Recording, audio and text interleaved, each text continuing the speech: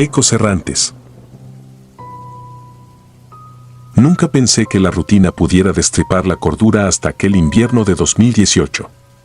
Me llamo Elías y llevaba 3 años trabajando para la compañía Centinela Privada, un servicio de guardias que se alimentaba de los contratos más ingratos de Veracruz. Había pasado de custodiar gasolineras a parques industriales semivacíos, pero nada me preparó para el turno que tomé en la Plaza Miramar, un centro comercial que agonizaba desde finales de los 90 y vivía ahora en un estado de muerte suspendida. El administrador necesitaba vigilancia 30 horas a la semana, lo suficientemente barato para no colapsar el presupuesto. Acepté cubrir las noches de miércoles a domingo. Desde fuera, la plaza parecía un bloque de concreto sin energía, con letreros desteñidos y un estacionamiento donde los faros parpadeaban como luciérnagas moribundas. Aún así me pareció un trabajo fácil, portones cerrados, un par de rondas, escribir en la bitácora y matar el tiempo con café rancio. La primera semana fue casi terapéutica. Mientras patrullaba los pasillos alfombrados de polvo escuchaba el eco de mis botas y el zumbido perezoso de las lámparas fluorescentes. No había ladrones, ni adolescentes buscando adrenalina, ni ruidos que no pudiera justificar con el viento que explotaba contra las mamparas. Cada noche anoté la misma frase en mi cuaderno, sin novedad, seguida de la hora. Todo cambió la segunda semana, la madrugada del viernes, 19 de enero. Volvía de revisar el corrillo de los antiguos cines, 3 salas clausuradas con pestillo oxidado, cuando sentí un desplazamiento del aire, como si alguien hubiera pasado corriendo a mi espalda. Me giré sin encontrar nada. Seguí caminando, convencido de que el cansancio jugaba conmigo. Faltaban 20 metros para llegar al atrio central cuando oí un golpe sordo detrás de mí. Una banca metálica, pesada como un ataúd, se había movido un par de metros desde la pared hasta quedar atravesada en el corredor.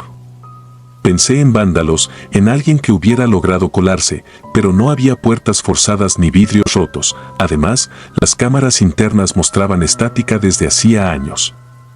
Respiré hondo, arrastré la banca a su sitio y marqué anomalía en la bitácora. Era mi manera de decirme que lo tenía bajo control. Mentira. A la noche siguiente llevé una linterna más potente y colgué mi radio al pecho para sentir su peso como un amuleto. Cerca de las 2:30 hice la ronda perimetral y regresé al atrio. Una lámpara se apagó, luego otra, y otra, hasta que solo quedó un anillo pálido rodeando la fuente seca del centro. Entre las sombras vi algo deslizarse, era la misma banca, avanzando sola, deslizándose sobre el mármol sin hacer ruido, como si el suelo hubiera perdido fricción.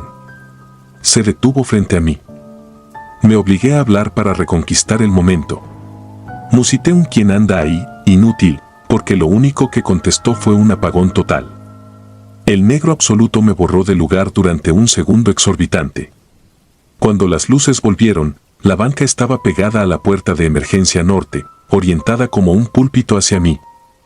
No traté de moverla, volví a mi garita, cerré con llave y pasé el resto de la noche escuchando crujir la estructura, como si la plaza respirara dentro de sus muros.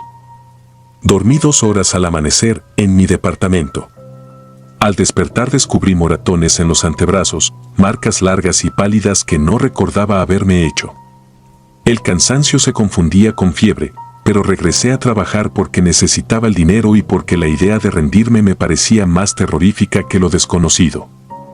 El sábado llevé una cámara digital vieja. Pensé grabar evidencia y mostrársela al administrador. A la 1 de la madrugada, desde el segundo piso, enfoqué el pasillo principal. Las macetas gigantes de fibra de vidrio parecían tótems funerarios bajo aquella luz enferma. Observé 10 minutos sin parpadear. Nada. Miré la pantalla para detener la grabación y, al alzar la vista, una maceta no estaba.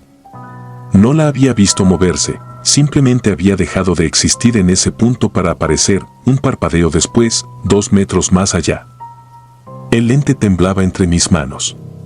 Volví a centrar la imagen, otra maceta se deslizó, lentamente, como empujada por un niño invisible. La tierra vibraba y caía, dibujando un reguero oscuro. Quise correr, pero mis piernas ignoraron la orden. Solo pude presenciar cómo todas las macetas se alineaban junto al borde del atrio, formando un círculo imperfecto alrededor de la fuente vacía. Entonces lo vi. No era figura ni persona, sino ausencia organizada. El aire se deformaba dentro del círculo y generaba una silueta casi líquida que imitaba la forma de un abrigo largo. La tela inexistente ondeaba en un viento que yo no sentía. El ruido vino después, un roce bronco, como uñas en metal, multiplicado en los conductos de ventilación. La silueta flotó, giró sobre sí y se encajó en la rejilla más alta del domo, desparramando polvo como copos grises que se apagaban antes de tocar el suelo. Cuando pude moverme, apagué la cámara y bajé las escaleras casi a tientas. El círculo de macetas había regresado al centro sin que yo lo viera hacerlo. Atravesé el atrio, choqué con una y sentí que algo latía dentro de la arcilla. No volví a tocarla. Llegué a la salida más cercana y vomité sobre el asfalto frío. Al amanecer, entregué mi reporte final, riesgo estructural y de seguridad no especificado. Se recomienda clausura nocturna. El administrador se rió, convencido de que exageraba para conseguir un aumento. No discutí. Renuncié esa misma mañana. Pocos días después volví como civil, con la excusa de buscar una tienda de discos. Mis pasos resonaron en los pasillos huecos y noté algo que congeló mi sangre. En la bóveda acristalada del techo, ennegrecida por el polvo, pendía un jirón de tela oscura, atrapado entre los hierros. Era idéntico al que había visto integrarse a la nada. Me quedé viendo aquel despojo hasta que el guardia nuevo me pidió con voz cansada que no deambulara sin comprar nada. Me fui sabiendo que la cosa no había terminado, que solo había cambiado de ritmo. Necesitaba nuevas manos para mover los muebles y un nuevo par de ojos para contemplarla. Cada noche, cuando cierro los párpados, regreso a esos corredores y oigo el hierro arrastrarse suave, obedeciendo órdenes que nunca entenderé. Todavía siento el olor rancio de la tierra húmeda mezclado con el metal caliente de las bancas, un aroma que el cerebro asocia a peligro y que ahora me visita a las 3 de la mañana, puntual, como un dedo invisible que recorre mi columna. Y me pregunto si no sigo siendo, en algún sentido, parte del turno. Desde entonces, duermo con las luces encendidas, aunque la oscuridad siempre encuentra el modo de entrar por las rendijas y proyectar la sombra de algo que se desliza sin cuerpo, buscando ser visto otra vez. El silbido. Nunca quise heredar la profesión de mi padre, pero cuando la vida aprieta uno acepta los turnos que otros desprecian. En 2016, las grandes curtiembres del corredor industrial de León bajaron sus cortinas y dejaron naves polvorientas, pasillos desnudos y un silencio que parecía pegado a los muros. La empresa de seguridad para la que trabajo firmó un convenio para vigilar el conjunto. Nadie duraba más de un mes, ruidos extraños, pérdidas de energía, objetos que aparecían fuera de lugar. Me ofrecieron el turno nocturno con un sueldo mayor. Acepté recordando el orgullo con que mi padre patrullaba fábricas abandonadas desde los años 90. El complejo ocupaba 4 manzanas y estaba cercado por bardas que terminaban en alambre de púas. Dentro, 6 naves comunicadas por corredores techados custodiaban maquinaria oxidada, charolas con residuos de curtido y una garita principal con monitores de circuito cerrado. Cuando llegué, poco antes de las 9, revisé las cámaras, 12 en total bañaban la oscuridad con sus ojos infrarrojos.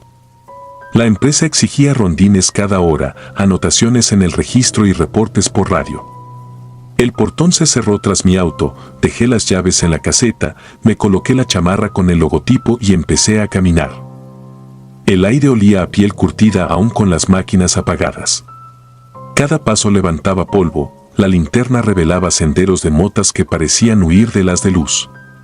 El primer recorrido fue simple, pasé por la línea de secado, crucé el taller de cuchillas y llegué al fondo, donde un montacargas herrumbroso apuntaba hacia el techo como un animal dormido. Regresé a la caseta, anoté la hora y bebí café frío de un termo. Nada fuera de lo normal, excepto un detalle: la cámara número 4, colocada en la nave central, mostraba estática intermitente. Supuse que el cable andaba suelto y lo apreté en el panel. La imagen se estabilizó. A las 11 comenzó el silbido, un sonido que flotaba entre el viento y un lamento apenas audible. Lo escuché primero en el corredor de las calderas, un silbido corto, casi infantil, como si llamara a un perro. Me detuve, apunté la lámpara y no vi a nadie. Los silbidos volvieron, esta vez desde distintos puntos, rebotando en las paredes. Metí la mano a la funda de la pistola reglamentaria, algo que nunca hago en una simple ronda. Recordé la voz de mi padre: no dispares a las sombras, hijo, a veces las sombras disparan de vuelta, y respiré hondo. Poco después regresé a la caseta para revisar los monitores. La cámara 4 había vuelto a fallar, ahora mostraba una silueta quieta frente a la línea de tinajas cerradas. Acerqué la vista, la figura se perdía en un parpadeo de nieve electrónica, reaparecía borrosa y desaparecía otra vez. Cambié de canal. En la cámara 7, montada sobre el pasillo de costura, se formaba un destello parecido. Pasé a la 9, la entrada principal, y allí la vi con claridad, una persona con gabardina oscura, máscara larga en forma de pico, los mismos ojos hundidos que mi padre describió alguna vez cuando nos contaba viejas historias para no dormir. No debería haber nadie dentro. Marqué a la central, pero el radio solo devolvía un chirrido. Sorprendentemente, el sistema telefónico interno estaba muerto y no tenía señal en el celular. Decidí salir. Atornillé la lámpara a la pistola con la cinta aislante que siempre cargo, la luz oscilaba con mi pulso. Cada pasillo amplificaba el sonido de mis botas, haciéndome creer que otro guardia invisible me seguía de cerca. Cuando llegué a la nave central, el silbido mutó en un golpeteo metálico, como tubos chocando. Vi cajas apiladas bajo una lámpara rota. Las sombras parecían moverse entre las columnas, buscando refugio en la penumbra. Entonces lo escuché todo con claridad, un jadeo áspero, pausado, detrás de mí. Giré con el arma extendida. Nada. Sin embargo, el olor cambió, un tufo agrio, mezcla de amoníaco y piel húmeda. Avancé hasta la mesa de control eléctrico donde debían estar los interruptores. Quise prender las luces generales, pero el tablero estaba abierto, los fusibles colgaban como órganos arrancados. Alguien había saboteado la instalación. Mi corazón golpeaba contra las costillas, las manos temblaban y el cañón del arma danzaba en la negrura. Al llegar a la línea de tinajas, la temperatura descendió de golpe, tanto que el aliento salió como vapor. Una tinaja vibraba, sus remaches crujían con fuerza. Acerqué la lámpara, sobre la tapa metálica corrían huellas de dedos, marcando un círculo irregular. Sentí que el piso respiraba. Entonces la tinaja explotó en un estruendo húmedo, cuero curtido y agua negra salpicaron todo. Entre los restos, el mismo hombre enmascarado emergió doblándose hacia afuera, como si hubiera nacido del líquido espeso. Llevaba en la mano un machete corto y oxidado. No disparé. El pánico me congeló. Retrocedí 2 pasos y resbalé con algún fluido. El hombre no me atacó, se limitó a mirar, ladeando la cabeza del pico. El silbido brotó de la máscara, modulando un tono que estremecía los huesos. De pronto, todas las luces de emergencia se encendieron a la vez, bañando el lugar con un rojo pulsante. La alarma sonora del complejo arrancó sin mi ayuda. Ese destello me ofreció un segundo de lucidez. Rodé hacia un costado, me puse de pie y corrí. El radio volvió a la vida disparando chasquidos, como si cientos de voces quisieran hablar al mismo tiempo. Grité mi ubicación, nadie respondió. Entonces otro monitor en mi cabeza se encendió, el recuerdo de mi padre relatando cómo un sueño guió a mi hermano para salvarlo. Entendí que tal vez no estaba solo en aquella oscuridad, quizá había algo, o alguien, disputándome la vida frente a la muerte. Llegué al pasillo de costura, donde la cámara 7 había mostrado la silueta. Un hilo de sangre corría bajo una puerta. La abrí a patadas, dentro encontré la mesa principal destrozada y, sobre ella, el uniforme desgarrado del guardia que me antecedió en el turno. Nadie informó su renuncia, pensé que simplemente se había marchado sin cobrar los días trabajados. El uniforme se retorció, debajo habían huesos astillados, como si hubieran sido hervidos. El olor a grasa quemada me arrancó arcadas. El silbido volvió, ahora más cerca, parecía venir del techo. Subí la vista. Entre las vigas de acero colgaba la máscara con pico, girando sobre sí misma como un péndulo. Debajo, el cuerpo del sujeto yacía sin cabeza, amarrado con bridas industriales. El machete estaba clavado en su pecho. No había explicación lógica. Entonces el silbido descendió, ya no era aire, era una vibración que atravesaba la piel, un sonido que abría la mente como un bisturí. Por un instante observé todo desde afuera, mi figura encorvada, el cadáver sin cabeza, la luz roja palpitando como un corazón enfermo. Corrí hasta la caseta. Los monitores parpadeaban mostrando cámaras alternas, siluetas que se encendían y se apagaban con cada flash rojo, todas usando la misma máscara de pico. Parecían multiplicarse. Un zarpazo invisible partió la pantalla principal y el cristal explotó sobre mi rostro. Apreté el botón para abrir el portón, nada. El sistema hidráulico no obedecía. Bajé la palanca manual mientras el silbido martillaba mis oídos. Oí pasos acercarse por el corredor. Con el último empujón liberé el cerrojo y el portón se alzó lo suficiente para arrastrarme por debajo. Afuera el cielo estaba turbio, sin estrellas. Corrí hasta mi auto, el vidrio frontal tenía un círculo perfecto de neblina interior, como si alguien hubiera exhalado sobre él mientras esperaba. Encendí el motor con manos que no sentía. El silbido reventó los espejos laterales, aunque no había viento. Aceleré y dejé atrás la barda, casi reventando los neumáticos al caer en el asfalto. No denuncié los hechos. La empresa aseguró que una sobrecarga provocó el incendio parcial de la nave y que ninguna cámara grabó evidencia. Exigieron mi silencio a cambio de la liquidación. Acepté. Sin embargo, cada noche escucho un silbido agudo en la ventana de mi departamento, un reclamo que viaja por los cables de luz, buscando la ruta de regreso a mi oído. Sé que la máscara sigue allí, que el complejo permanece cerrado tras cintas amarillas y que ningún guardia ha vuelto a cruzar sus puertas. A veces, ya al borde del sueño, creo ver el pico perfilado sobre mi reflejo en el espejo del baño, esperando que apague la luz para continuar la ronda que jamás terminó. Desde entonces, no hay noche en que duerma más de 1 hora seguida. Mi padre acostumbraba decir que las fábricas abandonadas conservan el alma de los hombres que sudaron en ellas. Yo aprendí tarde que también custodian algo peor, la sombra informe de todo lo que se pudre cuando el trabajo cesa y el silencio reina. Y cuando esa sombra aprende a silbar tu nombre, no existe puerta, linterna ni calibre que pueda mantenerla afuera. Turno ciego. Mi nombre es Adrián. En 2019 acepté un puesto como vigilante nocturno en un complejo de oficinas recién inaugurado en la periferia de Monterrey.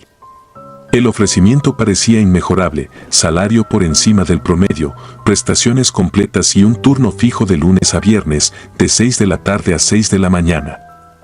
Lo único que me inquietaba era la ubicación del inmueble, un valle industrial rodeado de bodegas vacías y calles sin alumbrado.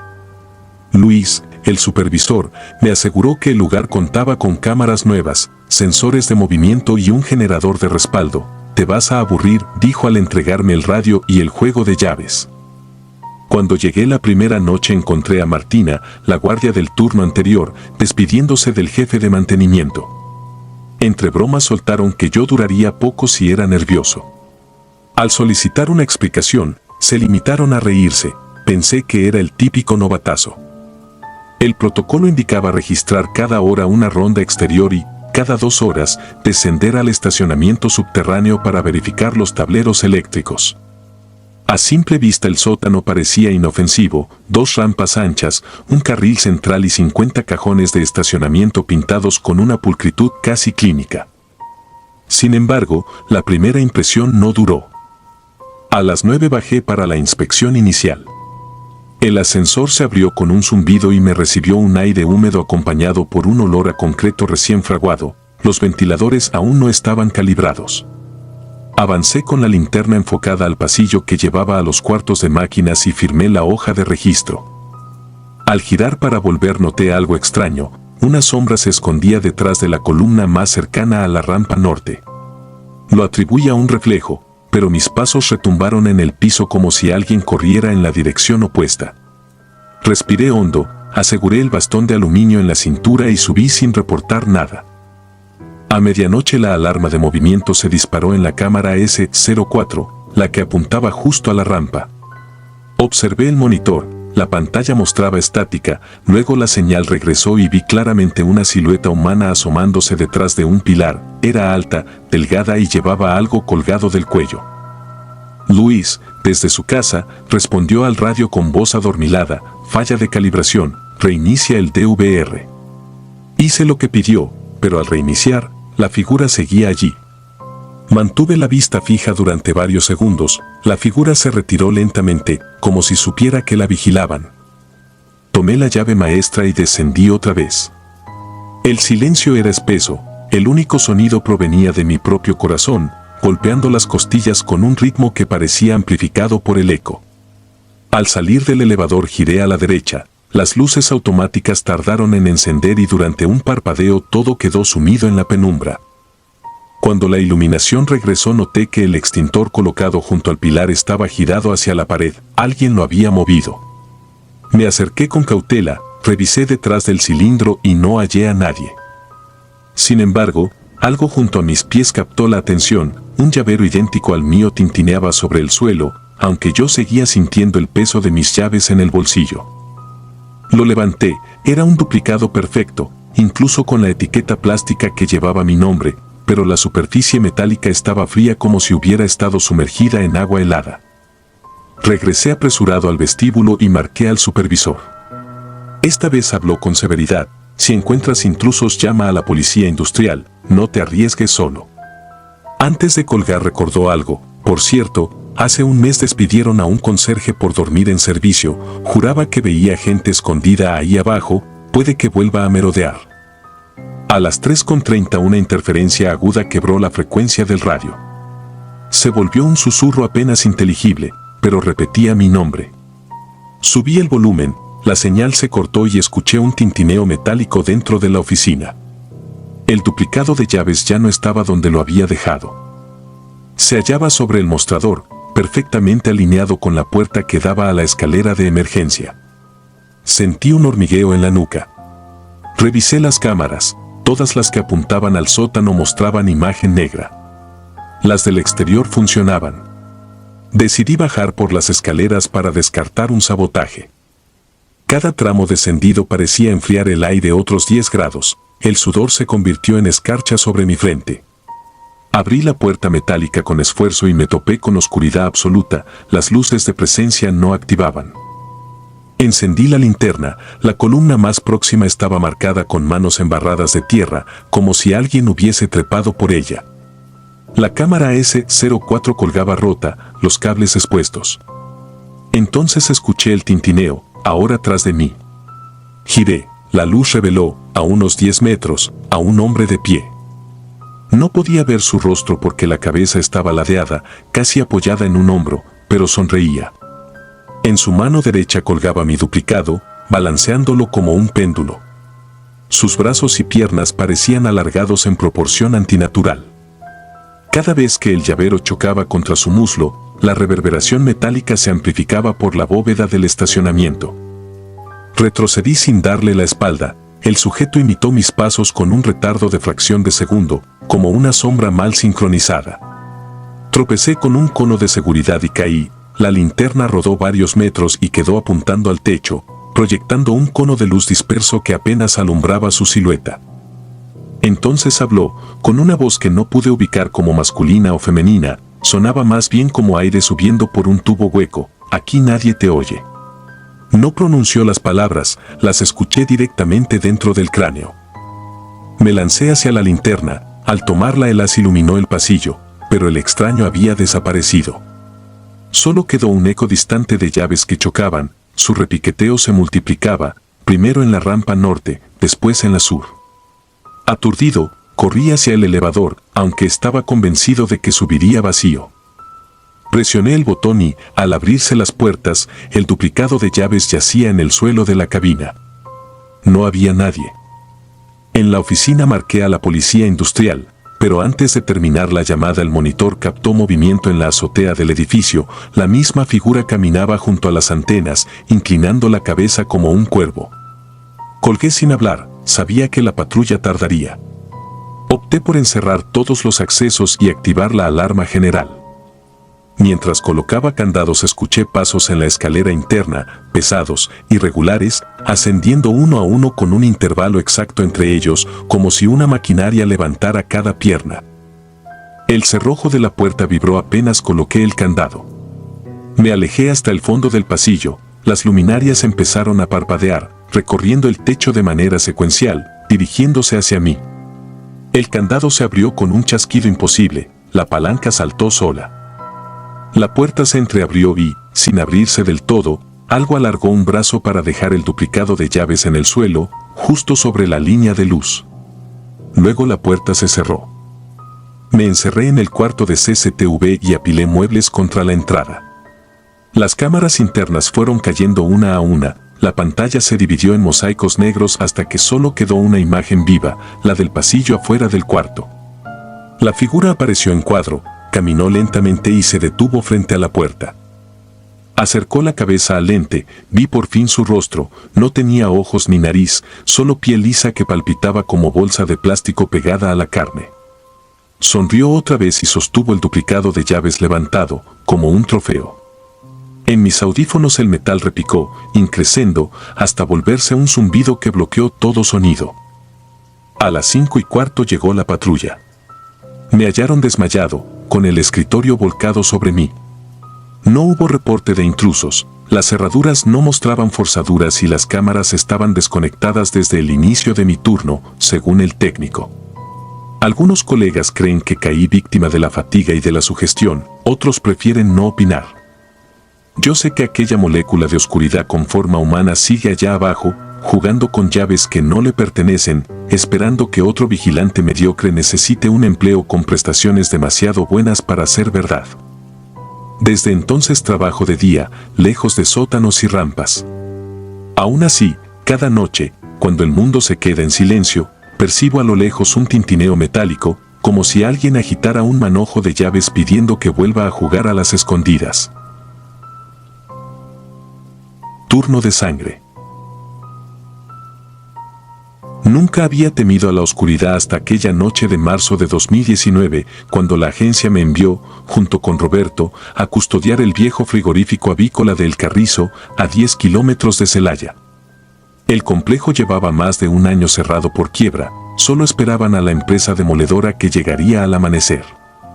Nuestro contrato, según nos prometieron, era por una única guardia de 12 horas. Fácil dinero, pensé. Llegamos antes de las 6 de la tarde. Nos recibió Teresa, la última encargada de limpieza. Quería marcharse cuanto antes, nos entregó un manojo de llaves oxidadas y señaló 2 escritorios que había arrastrado hasta la pluma del estacionamiento. No entren a las cámaras ni a las líneas de eviscerado, advirtió con la voz quebrada mientras se santiguaba. Creí que exageraba, el protocolo indicaba vigilar únicamente el exterior y anotar cualquier movimiento. El predio estaba dividido en 3 zonas, el estacionamiento, los corrales vacíos y la nave de proceso, un galpón metálico que se alzaba como un cajón negro contra el cielo anaranjado. Colocamos los escritorios aprovechando la tenue luz de una lámpara de vapor de sodio. Conectamos los radios portátiles y revisamos los accesos, candados nuevos, cadenas bien apretadas. Todo parecía en orden. Las primeras horas transcurrieron sin novedad. El viento se colaba entre láminas sueltas y producía un zumbido semejante a un lamento lejano. Cada 30 minutos hacíamos rondas opuestas y confirmábamos por radio. A las 10 de la noche la temperatura cayó de golpe, como si alguien hubiese abierto la puerta de un congelador gigante. Me devolví al escritorio para frotarme las manos, pero encontré la silla volteada sobre la superficie, patas arriba. No escuché pasos ni crujidos que anunciaran a Roberto y, aún así, lo primero que hice fue culparlo a él en mi mente. Enderecé la silla, la acomodé y seguí mi ronda. Minutos después, el radio crepitó. «Julio, necesito que vengas», susurró Roberto. Algo movió mi silla y dejó esto. Corrí hasta su puesto. La lámpara anaranjada revelaba el escritorio limpio, salvo por un rastro oscuro en forma de media luna. Al alumbrar con mi linterna noté que era sangre reseca, como brochazos mal dados. Roberto juró que no se había cortado. Tampoco yo. El silencio nos rodeó con la misma densidad que el olor metálico que empezaba a salir de la nave. Propuse revisar el perímetro de nuevo. Caminamos separados unos metros, barriendo con las linternas. Al pasar junto a los corrales percibí un chirrido. La puerta corrediza, que habíamos dejado asegurada, ahora pendía entreabierta. Dentro, una figura cuadrúpeda se escabulló hacia la nave. Mi pulso retumbó en los oídos. Roberto, más cerca, apuntó con su lámpara, pero la silueta ya se había tragado la penumbra. Se quedó paralizado. Tuve que tocarle el hombro para que reaccionara. Sea lo que sea, se escondió en la nave, dije intentando sonar firme. Si es un animal, lo ahuyentamos y listo. Roberto no contestó. Sus labios temblaban tanto como la luz de su linterna. Yo tampoco estaba tranquilo, pero sabía que el reporte a la mañana siguiente requeriría una explicación convincente. Empuñé el inmovilizador eléctrico, le ordené a mi compañero quedarse detrás y empujé la hoja metálica. Un aliento gélido nos golpeó la cara. El interior era un laberinto de cintas transportadoras inmóviles, ganchos colgantes y charolas oxidadas. El suelo aún mostraba manchas antiguas que ningún detergente consiguió borrar. Avanzamos por un pasillo flanqueado de tuberías. Cada paso hacía vibrar las rejillas de desagüe, amplificando el eco de nuestros propios miedos. Llegó primero el olor, una mezcla de amoníaco, sangre añeja y humedad rancia que se pegó a mi garganta. Después, el sonido. Cadenas chocando, lentamente al principio, luego con ritmo frenético, como si algo trepase por ellas. Levanté la linterna. Entre claroscuros apareció un torso humano adherido a un armazón de extremidades delgadas, terminadas en garras que se curvaban como anzuelos. La cosa se balanceaba sobre una viga a más de 3 metros, pero el rostro, o lo que quedaba de él, pendía invertido, los ojos vidriosos apuntando directo a nosotros. No grité, el aire se me fue. Roberto jadeó un «vámonos», pero los ganchos comenzaron a oscilar alrededor, chocando como campanas de metal hueco que marcaban una sentencia. Retrocedí sin darle la espalda a la criatura. Cada paso se hacía eterno, había charcos de agua helada y tramos resbaladizos. Sentía que mis botas se enterraban en el concreto. La figura descendió con una agilidad que ningún cuerpo humano muerto debería tener. Las cadenas chirriaban al soportar su peso y el chasquido metálico retumbó en mi estómago. Al cruzar la puerta empujé a Roberto. Bloqueamos el acceso con una barra que encontramos tirada y corrimos hasta la caseta más próxima. No hablamos. Apenas nos sentamos, ambos vimos nuestra ropa, salpicaduras escarlata de origen incierto. El radio estaba abierto, escuchábamos nuestra propia respiración amplificada. Faltaban 3 horas para el relevo. 3 horas de silencio roto por golpes dentro de la nave y arañazos que rasgaban el metal cada pocos minutos, siempre más cerca, siempre más insistentes. A las 4 en punto una alarma se activó sola en la zona de cámaras frigoríficas, un zumbido penetrante que recorrió el aire como un bisturí en carne viva. No teníamos forma de apagarla porque el tablero estaba dentro del galpón. Los arañazos cesaron de golpe. Recordé las palabras de Teresa, el movimiento nervioso con que se santiguó. Me descubrí haciendo exactamente lo mismo, apretando los dedos sobre mi pecho como si un gesto religioso pudiera cerrar un portón que el acero no había logrado contener. La luz del amanecer pintó el horizonte con púrpuras y naranjas. El zumbido se apagó cuando los primeros camiones de demolición asomaron en la carretera. Salimos titubeantes a recibirlos.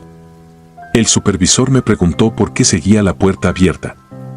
Le respondí que había un intruso. Envió a 3 obreros a revisar.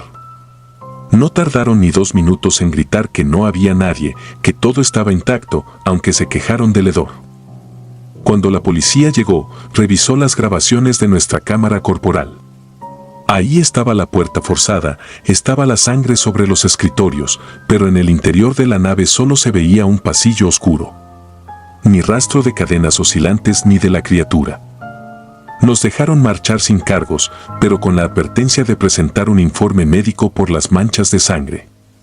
Los análisis, semanas después, revelaron algo imposible: era sangre humana degradada por años de exposición, como sacada de un cadáver olvidado. Ninguno de los dos portábamos heridas. Han pasado 6 meses. No volví a tomar el turno nocturno. Duermo poco y mal. Cuando cierro los ojos escucho el golpeteo hueco de un gancho balanceándose y, al abrirlos, juro que mi silla se reacomoda sola, invitándome a recordar que, en algún lugar entre las sombras y el metal oxidado, algo que no es hombre ni bestia sigue colgando, esperando a que alguien vuelva a encender la luz para reclamar otro turno de sangre. Vigilia negra. Ingresé a la empresa Logitech en abril de 2018, cuando la expansión industrial de Monterrey devoraba los viejos terrenos baldíos de la periferia. Me asignaron el turno nocturno en el módulo de vigilancia C7, un cubículo de concreto al borde de un patio de carga interminable.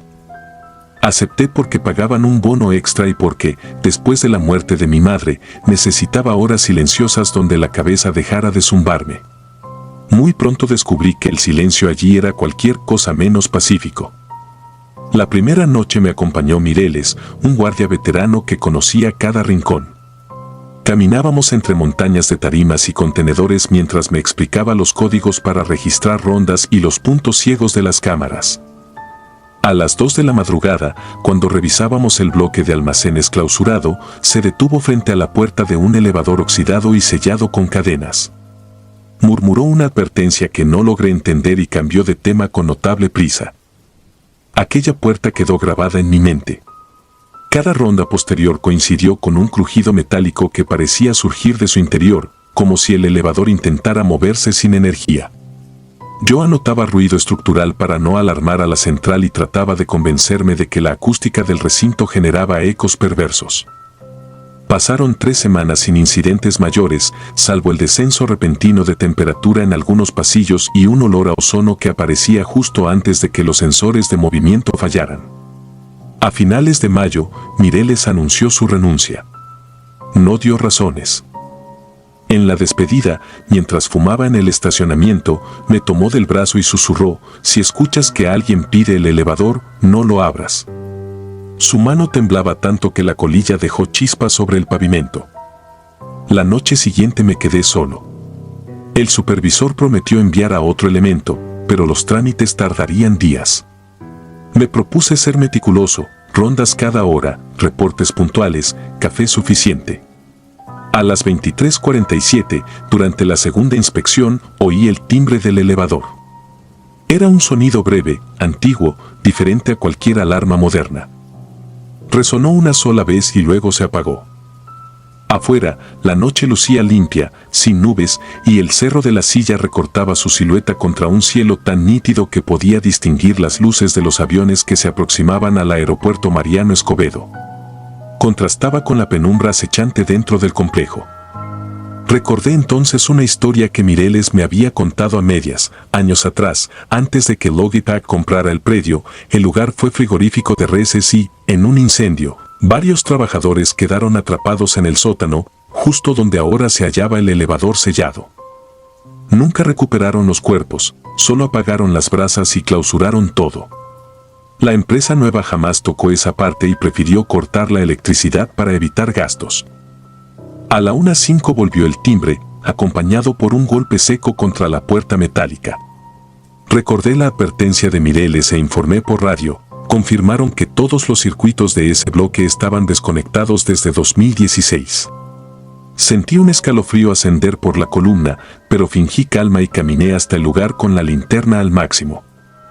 El aire era tan frío que el vaho salía de mi boca. Las cadenas colgaban rotas y la puerta estaba abierta a unos 10 centímetros.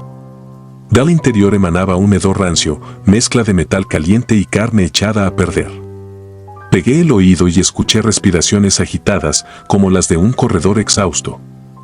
Retrocedí y encajé el seguro de emergencia, un pasador grueso que debía impedir cualquier movimiento de la puerta. Regresé a la caseta planeando abandonar el puesto, pero necesitaba pruebas de que no estaba imaginando. Revisé las cámaras, el pasillo del bloque clausurado aparecía en negro, salvo por breves barridos de interferencia donde se distinguían siluetas borrosas moviéndose frente al elevador.